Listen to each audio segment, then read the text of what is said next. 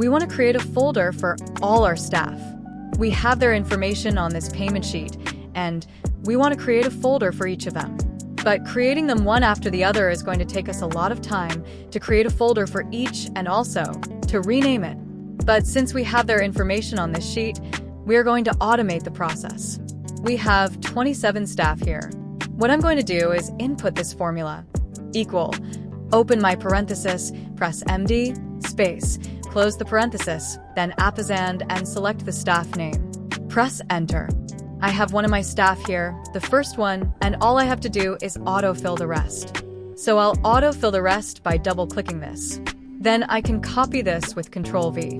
I'll paste it in an empty notepad. Then I'm going to save this as a .bat file.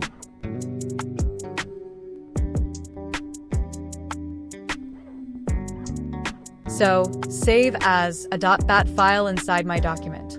So I'll say staff.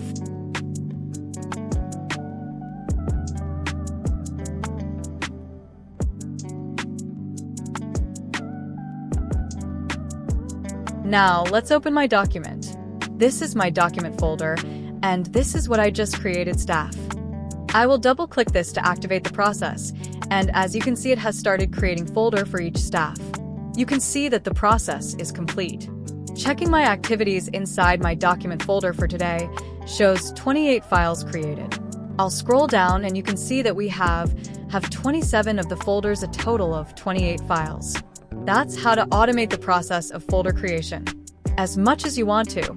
Easier than manual process where you have to create it one after the other, create folder, then you have to rename it to whatever I want. Let me just say staff. Rename each one for each of the staff.